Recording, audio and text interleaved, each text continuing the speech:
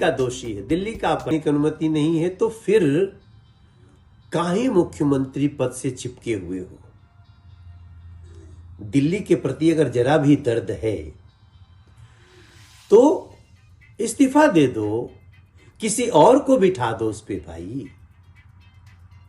Court कहती है कि सीबीआई की गिरफ्तारी बिल्कुल कानूनी सही है और बेल भी जो मिलेगी वो 10 लाख रुपया के निजी मुचलके पे, 10 लाख रुपया के, थोड़े मोड़े नहीं। कितने बड़े अपराधी हैं, कितने बड़े आरोपी हैं। जब जब जरूरत पड़ेगी परीक्षण के लिए उपस्थित होना पड़ेगा। दिल्ली के लिए अगर थोड़ा भी दर्द होता तो व्यक्ति अपने पद से इस्तीफा देता, किसी को बिठाता, दिल्ली कम से कम चलती। आज दिल्ली की हालत क्या है?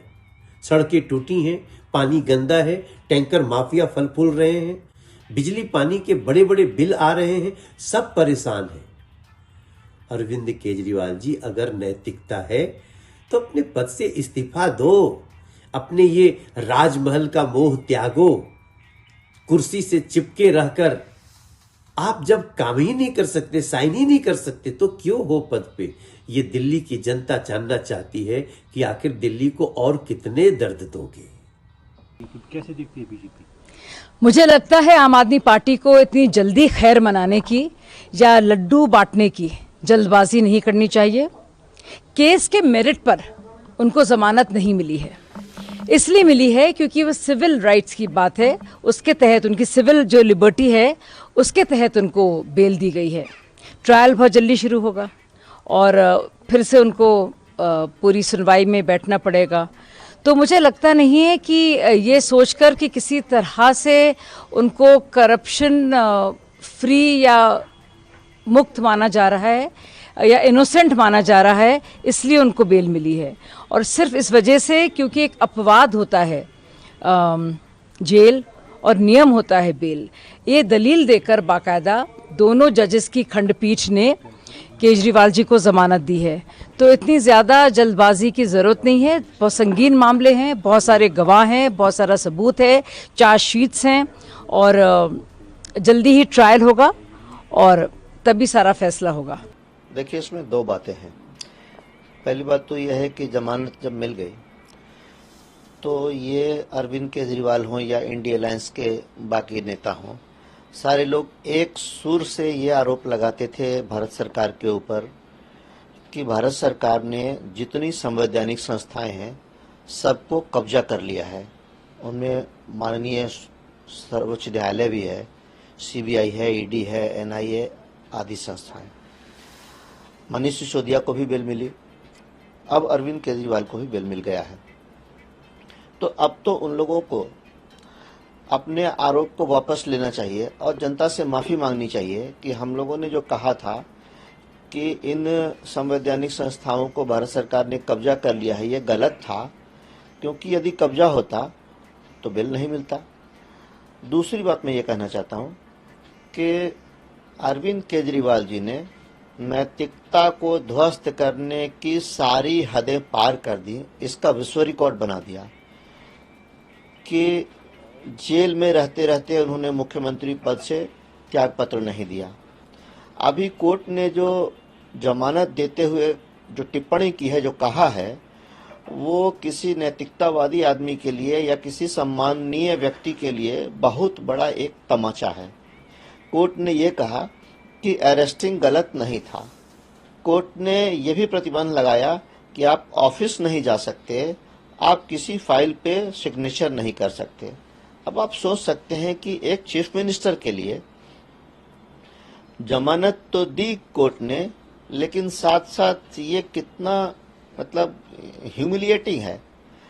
तो अगर लेकिन मैंने पहले ही कहा कि अरविंद केजरीवाल जी ने नैतिकता को ध्वस्त करने की सारी हदें पार कर ली हैं, इसलिए उनसे ना मैं ये मांग कर सकता, ना ये अपेक्षा रखता हूं कि वो नैतिकता के आधार पर त्यागपत्र दे देंगे। जब जेल में रहकर उन्होंने त्यागपत्र नहीं दिया तो अब बाहर आकर क्या त्यागपत्र देंगे? अरविंद केजरीवाल जी को जमानत कोर्ट ने जरूर दी है, लेकिन उनके मुख्यमंत्री के काम करने पर पूरी तरीके से पाबंदी लगा दी है। तो ये सशर्त जमानत है और इस जमानत का अर्थ ये कदापि नहीं है कि अरविंद केजरीवाल जी पर जो आरोप लगे हैं वो आरोप खत्म हो गए हैं। केस अभी चलता रहेगा और कोर्ट के अंतिम निर्णय आने तक अब अरविंद केजरीवाल अभियुक्त बने रहेंगे। आम आदमी पार्टी लगातार इस बात का भ्रम फैला रही थी कि अरविंद केजरीवाल की गिरफ्तारी अवैध है। आज कोर्ट ने इस बात को साफ कर दिया कि केजरीवाल जी की गिरफ्तारी कानून के अंतर्गत है। तो केवल बेल है, चार्जेस से बरी नहीं हुए हैं, इस बात को समझना होगा। और भ्रष्टाचार के खिलाफ एक जंग जो प्रधानमंत्री ने छेड़ी है वो लगातार जारी रहेगी और जिन्होंने भी घोटाले किए हैं उनको उसकी सजा कोर्ट अवश्य देगा, ऐसा हमारा मानना है। ऑनरेबल सुप्रीम कोर्ट ने आज बेल दी, लेकिन ये कहते हुए कि मुकदमे को चलाने का ग्राउंड ठीक थे। आप इस घोटाले के अंदर शामिल हैं, आप जेल से बाहर जा सकते हैं, लेकिन मुख्यमंत्री के सेक्रेटरीट नहीं जा सकते, आप कोई फाइल साइन नहीं कर सकते, आप इस मामले पर कोई बयान नहीं दे सकते और आप विदेश नहीं जा सकते। इतनी शर्तों के साथ ऑनरेबल कोर्ट ने जो आज बेल दी है, मैं ऑनरेबल कोर्ट का भी धन्यवाद करती हूँ कि उन्होंने अपना जो डिसीजन लिया है उसको एक समय पीरियड के आधार पर लिया है। एक पीरियड के बाद बेल मिलनी चाहिए, लेकिन साथ में ये भी बता दिया है कि आप ये काम नहीं करेंगे और केस की सुनवाई के बाद जो निर्णय होगा वो मानना होगा। तो बहुत जल्द ही केस की सुनवाई पूरी होकर दोबारा से मुख्यमंत्री साहब को जेल जानी पड़ेगी।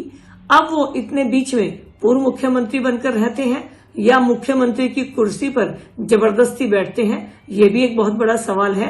लेकिन इतनी शर्तों के साथ बेल मिलने पर जो लोग आज खुश हो रहे हैं उनके ऊपर भी बहुत बड़ा सवाल है कि आपकी जमानत कुछ समय के लिए है, परमानेंट जगह तो आपका सबूत आपके साथ जब खड़ा होगा कि वो आपके अगेंस्ट है तो आपको जेल फिर से जाना पड़ेगा। तो कुछ समय के लिए बेल पर बाहर आना मुख्यमंत्री साहब को बहुत मुबारक हो। जमानत मिल जाती है और जमानत का अर्थ ये नहीं होता कि वो आरोपों से बरी हो गए। जमानत तब तक नहीं मिलती जब तक न्यायालय ये समझता है कि ये जांच की प्रक्रिया को प्रभावित कर सकते हैं। जब न्यायालय को लगता है कि अब ये जांच की प्रक्रिया प्रभावित नहीं कर सकते, केस चलेगा, तो जमानत मिल जाती है। तो उसके अंतर्गत जमानत मिली है, इसलिए कोई ऐसी वो चीज नहीं हुई है जो कोई अनपेक्षित चीज हुई हो, कोई ऐसी कोई आरोपों से बरी नहीं हो गई।